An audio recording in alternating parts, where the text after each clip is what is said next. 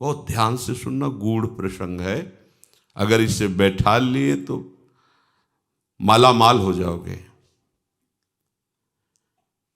जो नाम अपनी इच्छा से जपा जाता है, सत्संग सुन करके, शास्त्र स्वाध्याय करके, उस नाम को जपते जपते हम पर नाम की कृपा होती है, तब हमें सद्गुरुदेव की प्राप्ति होती है। और जब गुरु प्रदत्त नाम होता है, वो शबीज नाम होता है। गुरु के श्रीमुख से निकला हुआ जो नाम है, जब हम विधि पूर्वक गुरु आज्ञा में रह करके उस नाम का जप करते हैं, गुरु आज्ञा में रह करके, तब उसके अंदर नाम की शक्ति जागृत होती है। नाम की शक्ति जागृत में प्रभाव सद्गुरुदेव का होता है। ध्यान दीजिए, अगर आप स्वेच्छा से नाम जप कर रहे हैं,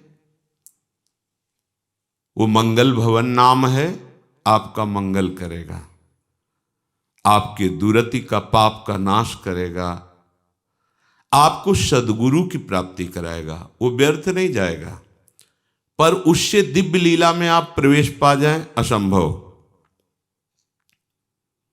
वो मार्ग ही है।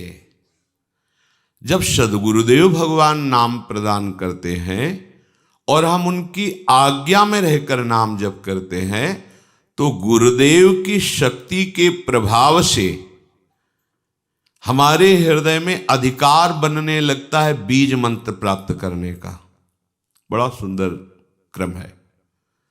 सद्गुरुदेव जब उसको देखते हैं कि ये इष्ट मंत्र का अधिकारी हो गया है, गुरु प्रदत्त नाम, सबीज नाम, गुरु अनुशासन में जपते जपते जब गुरुदेव की कृपा शक्ति से उसके स्थूल शरीर, ये पांचभौतिक, ये पवित्र, और सूक्ष्म शरीर, मन चित्त बुद्धि अंतःकरण पवित्र, और कारण शरीर स्वभाव का परिवर्तन, तब गुरुदेव उसे बीज मंत्र देते हैं। बीज मंत्र ये विशुद्ध भावदेह की प्राप्ति कराता है। बीज मंत्र के क्रम विकास से उसमें दिव्यता का प्रादुर्भाव होता है। क्रम विकास से आप कितना अधिक मंत्र में तन्मय हो रहे हैं, कितना अनुशासन से युक्त हैं, कितनी पवित्रता का निर्वाह कर रहे हैं, कितनी आपके अंदर एकाग्रता है, कितनी देर मंत्र में टिकते हैं, उसके अनुसार देह एवं मन की सारी मलिनता दूर हो जाती है और बीज मंत्र से सिद्ध स्वरूप का उदय होता है उस उपासक के हृदय में। भावदेह जिसे कहते हैं। मंत्र सिद्धि आचार्य परंपरा से है। आपको मंत्र सिद्ध करने की जरूरत नहीं है, सिद्ध मंत्र है। इस मंत्र में प्रियता, अधिक समय तक टिके रहना, बहुत समय तक निज मंत्र ही चल रहा है, इससे आपकी पहले भूत शुद्धि होगी, पंचभूत आपके शुद्ध होंगे जिनसे शरीर रचा है, फिर चित्त शुद्ध होगा, इसके बाद स्वभाव शुद्ध होगा आपका। वो स्वभाव ही जहां शुद्ध हुआ तहां भावदेह का अनुभव होने लगेगा।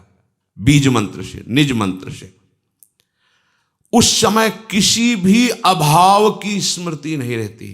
अभाव, न उसे मोक्ष चाहिए, न सिद्धियां, कोई अभाव नहीं। सोचो कैसी स्थिति। जिस समय स्वभाव शुद्ध हुआ, पहले भूत शुद्धि, चित्त शुद्धि, स्वभाव शुद्धि, अब जो भाव का प्रादुर्भाव हुआ तो यहां कोई भी अभाव नहीं है। किसी भी तरह की कोई चाह, कोई कामना, कोई पद प्रतिष्ठा, कुछ नहीं। ये अवस्था यद्यपि सिद्धावस्था के अंतर्गत मानी जाती है, परंतु इस प्रेम मार्ग की इस अवस्था में माता के गर्भ से उत्पन्न मलिन देह से प्रवेश नहीं हो सकता। इस देह का राग जब तक है, इसमें जब तक अपनापन है, तब तक आपका निकुंज रस में, देखो कहाँ है, गुरु प्रदत्त नाम जप से, मंत्र का अधिकार, मंत्र से समस्त भूतों की शुद्धि, स्वभाव तक की शुद्धि। अब भाव देह का प्रादुर्भाव, माता के गर्भ से उत्पन्न हुए देह से प्रवेश नहीं है, भाव देह से, गुरु प्रदत्त मंत्र से उप्रगट हुआ जो देह है उससे।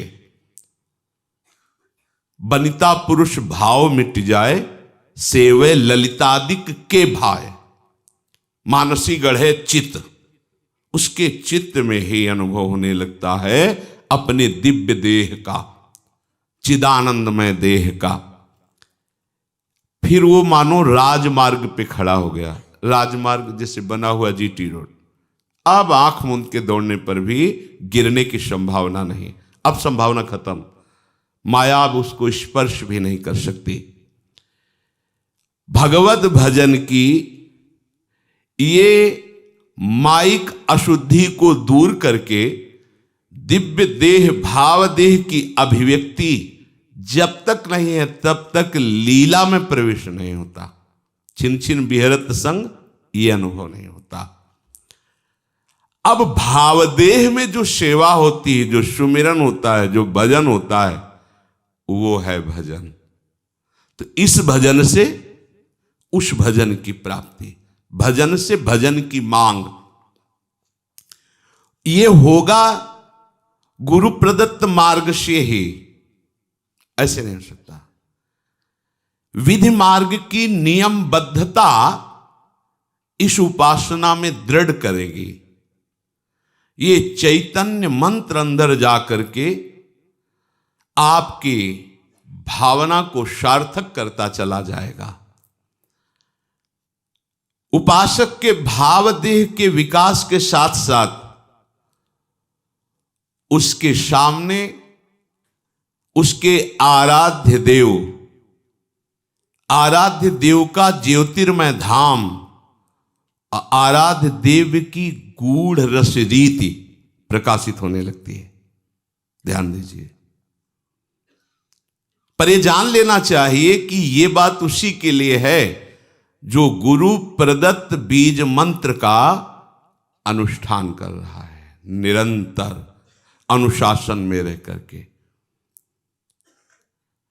ये मंत्र वाच्य वाचक अभेद स्थिति पैदा कर देता है, अर्थात ये निज मंत्र ही नवनिवृत्त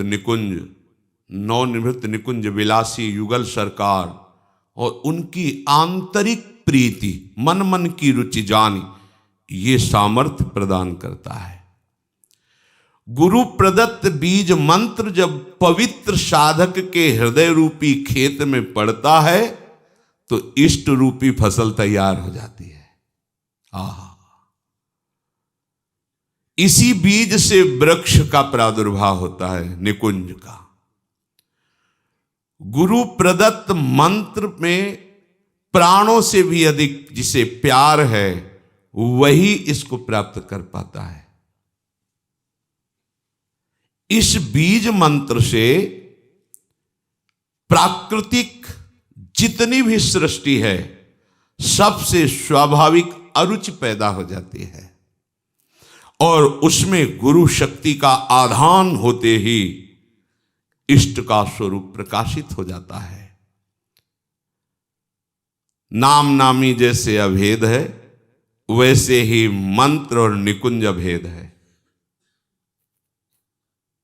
इस उपासना की विशेषता यही है, गुरु अनुशासन में रहकर उपासना करना। ज्योतिर्मय धाम, ज्योतिर्मय रूप, ज्योतिर्मय लीला, अब ये भजन का प्रभाव प्रकाशित हुआ।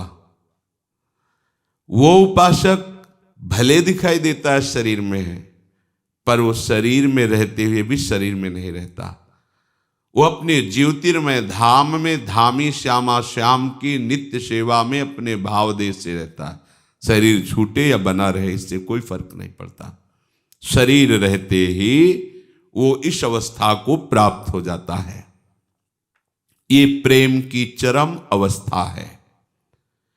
अब ऐसे महापुरुष में और इष्ट में बिल्कुल कोई अंतर नहीं रह जाता। विगलित होकर के एकीभूत हो जाता है। अब वो रस स्वरूप हो जाता है। जो उपासक उपासना की इस सोपान स्थिति पर होता है वो रस स्वरूप, रसमय हरिवंश, परम परमाक्षर, वो नाम के प्रभाव से स्वयं नाम का फल उसके हृदय में जो प्रकाशित हुआ तो वो फल स्वरूप ही हो गया, रस स्वरूप, रसमय हो गया। ये प्रेम की महाअद्वैत स्थिति है। प्रेम की इस अवस्था में जो स्थायी भाव स्वरूप प्राप्त हुआ, अब वो नित्य लीला का अधिकारी हो गया। देखने का ही नहीं, सम्मिलित होने का अधिकारी हो गया।